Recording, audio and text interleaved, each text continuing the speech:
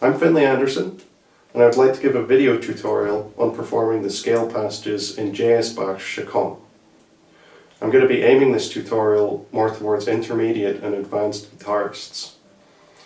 So if you're unfamiliar with the concepts of appuyando and tirando, which is rest stroke and free stroke, any left hand slurring, and scale shapes all across the fretboard, then I would suggest that you first consult Scott Tennant's Pumping Nylon or Frederick Node's Solo Guitar Playing Volume 1.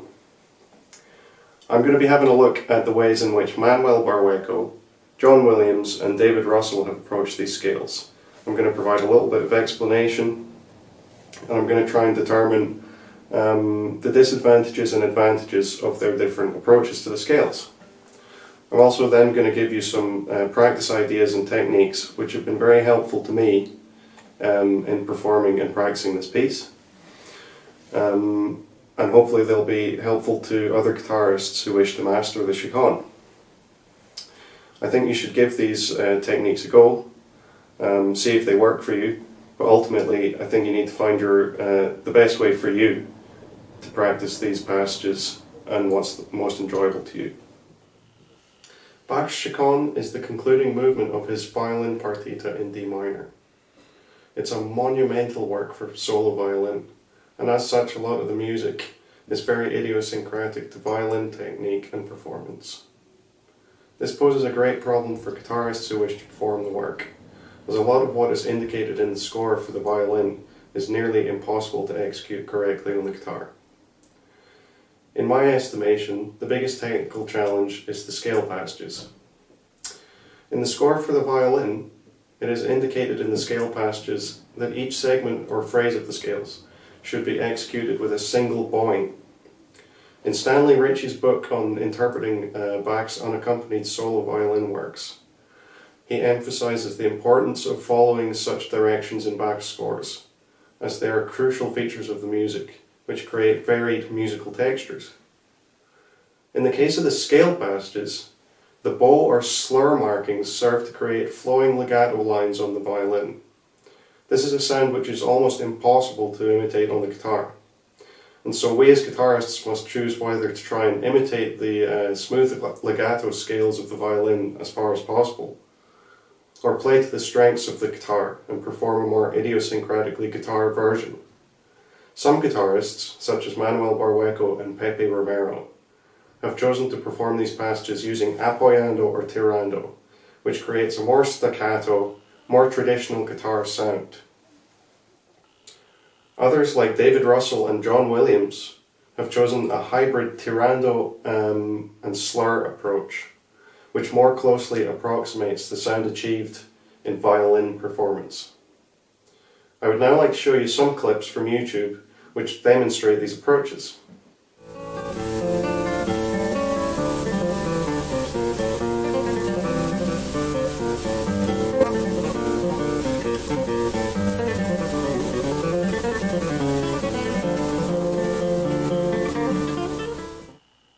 So you can see in the clip of Manuel Barrueco, he's using a largely tirando approach. So he's plucking almost every note. This is way more difficult to execute cleanly, but it does create a much more guitaristic sound or even flamenco sound. So here's what he's doing.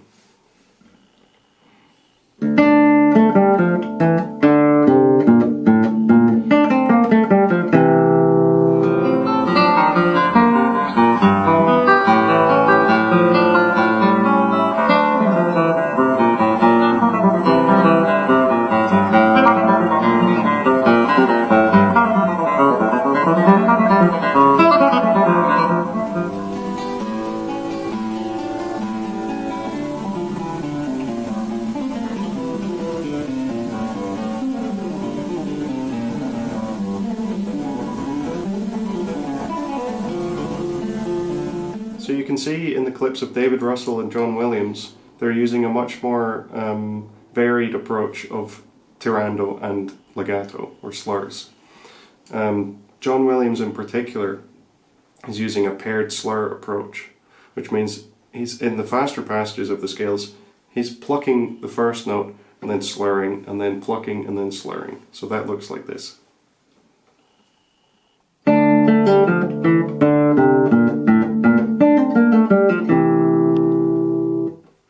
In my practice and performances, I've chosen to adopt John Williams' approach to the scales, as I feel that it is much more secure and reliable technically than performing very physically demanding apoyando or tirando scale passages at high speed. This is very helpful during high pressure performance situations, as it means that I'm much less likely to make mistakes in these passages when I'm nervous. One thing that's very important to my practice routine is making sure I spend lots of time actively listening to the pieces that I'm practicing and singing them loudly inside my head. This technique came after reading jazz pianist Hal Galper's book Forward Motion, in which he explains that musical technique is largely dependent on how vivid your oral imagination is. Listening and mental singing are two practice techniques which he feels are extremely important for developing a vivid oral imagination. I would now like to go on and show you some technical practice exercises which I find extremely useful in perfecting difficult passages of music. The techniques I'm going to talk about are slow practice, in which I imagine that I'm playing the fast lines as an adagio piece in order to develop a more sophisticated and clear phrasing and articulation. The second technique is muted left hand practice, which helps to keep my left hand light and relaxed. The third practice technique is burst practice, which helps to solidify each chunk of the difficult passage of music before you stick them all together. The idea behind these techniques is to take a big problem and break it down into manageable chunks in order to eventually have a secure and relaxed technical and musical grasp on the passage as a whole.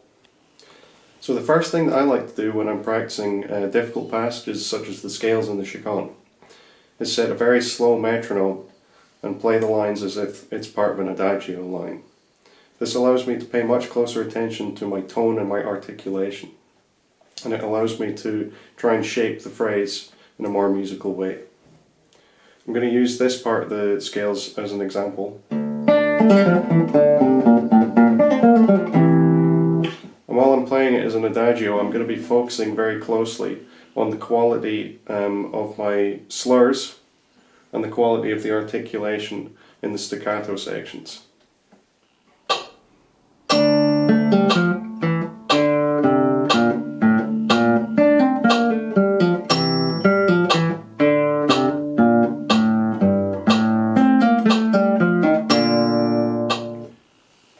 I also find that practicing with an extremely light touch of the left hand, like so light that you don't even produce a note on the strings, helps me to practice keeping my hand and my body super relaxed when I'm executing rapid passages.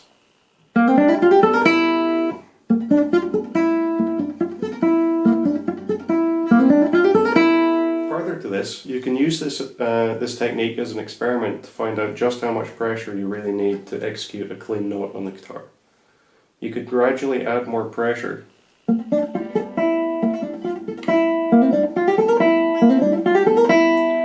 then once you start to achieve a good tone, that's the optimal amount of pressure that you need in your left hand. I can even observe when I do this exercise that the optimal pressure leaves my fingers not even touching the wood of the fretboard, it's only touching the string. The final practice technique which I wish to convey is what I call bursts. Here I like to take long passages of difficult music and break them into manageable chunks and practice them until I've perfected them, and then I slowly stick them together. The good thing I find about this technique is that you can take a really long line and break it into, say, pairs of notes, and then fours and then eights and so on, until you've perfected your passage.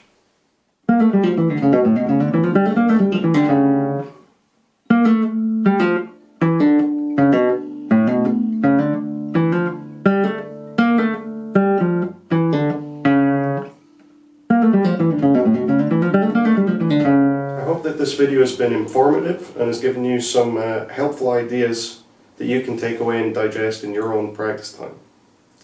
Thank you very much for listening.